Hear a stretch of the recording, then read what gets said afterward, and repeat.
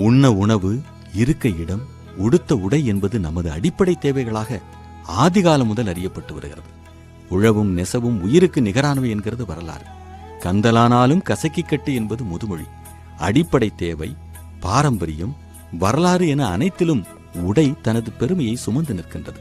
கல் தோன்றி மண் தோன்றா காலத்தே தோன்றிய மூத்த குடி என்னும் பெருமை கொண்ட நம் தமிழ் இனத்தில் உருவாகி இன்று வரை அந்த பெருமையை பாரம்பரியமாக சுமந்து நிற்பது நமது கைத்தறி ஆடைகள்.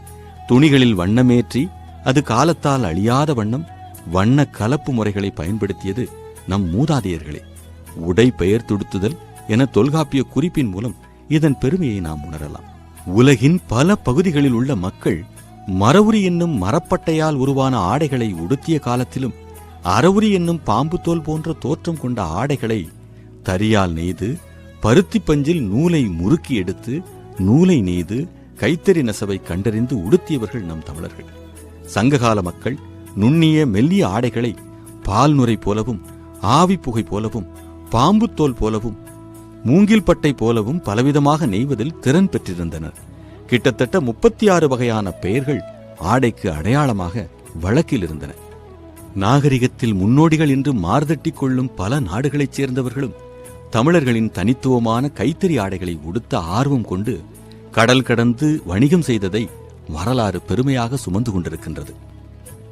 நெய்யப்படும் நூலில் வண்ணம் மட்டுமில்லாது நமது பாரம்பரியம், அன்பு, தொழில் பற்று, கலாச்சாரம் ஆகியவையும் பின்னி பிணைந்திருப்பதே நமது அடையாளமாக விளங்குகிறது. ஆயிரம் கலாச்சார மாற்றம் நடந்திருப்பினும் இன்றும் அணையா விளக்காய் பாரம்பரியத்தை பறைசாற்றிக் கொண்டிருப்பது கைத்தறி ஆடைகளே. நேர்த்தியான வகையில் உருவாகும் கைத்தறி ஆடைகள் வெயிலுக்கு இதமாகவும் குளிருக்கு கதகதப்பும் தருவதோடல்லாமல் கண்களை உறுத்தாத வண்ணங்களைக் கொண்டு விளங்குவதும் காலங்கள் கடந்து நிலைத்திருக்க காரணங்களாகின்றன. காஞ்சிப்பட்டும் ஆரணிப்பட்டும் தலைமுறைகள் தாண்டி நமது வீடுகளில் ஆதிக்கம் செலுத்தி வருவதை நாம் அனைவரும் உணர்ந்திருப்போம். அம்மாவின் கல்யாண பட்டுப்புடவை என அடுத்தடுத்த சந்ததிகள் பயணித்து பல பெட்டிகள், பல அலமாரிகளை கடந்து தலைமுறைகளை தாண்டி பல வடிவங்களில் பயணித்து நம்மோடு வந்து கொண்டிருக்கும் நம் வீட்டு பட்டுப்புடவைகளே இன்று வரை நிலைத்திருக்கும் கைத்தறி ஆடைகளின் பெருமைக்கு அடையாளம். காஞ்சி மற்றும் ஆரணிப்பட்டில் நூற்கப்படும் பட்டு உயர்ந்த ரகம் என்பதால் அதன் ஆயுள் அதிகம். மேலும் இந்த பட்டுப்புடவைகளின் வேலைப்பாட்டில் உள்ள செழுமை வேறு எங்கும் காண முடியாது என்பது உலகம் அறிந்த உண்மை. நாகரிக மாற்றம் என இன்று அறிமுகப்படுத்தப்படும் பல வகை ஆடைகளும் காலம் காலமாக கைத்தறி ஆடைகள் தரும் கதகதப்பையும் இதத்தையும் தரவே முயன்று கொண்டிருக்கின்றன. தட்பவெப்ப நிலை மாறுதலுக்கு ஏற்ப நெய்யப்படும் கைத்தறி ஆடைகளுக்கு உலகம் முழுவதும் மிகுந்த வரவேற்பு உள்ளன என்பதே கைத்தறி ஆடைகளின் சிறப்பு. தொன்று தொட்டு நாம் கொண்டாடி வரும் அனைத்து விழாக்களும் புத்தாடை அணிந்து கொண்டாடும் போதே முழுமை பெறுகின்றன. இதன் மூலம் தமிழர்கள் கைத்தறி ஆடைகளை அணிவதில் காட்டிய ஆர்வமும் அதற்களித்த மரியாதையும் நமக்கு புலப்படும்.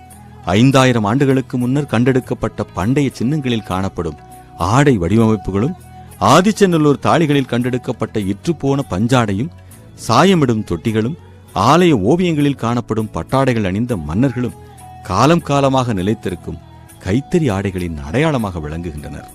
தோன்றிய காலம் முதல் இன்று வரை பாரம்பரிய அடையாளமாக விளங்கும் கைத்தறி ஆடைகள் நீடித்து நிலைத்திருக்கும் கலாச்சாரத்தின் அடையாளமாகவே உள்ளன. இன்றைய தலைமுறையை கவரும் விதமாக காலத்தின் தேவைக்கேற்ப கைத்தறி ஆடைகள் பல விதங்களில் உருவாக்கப்பட்டு வருகின்றன.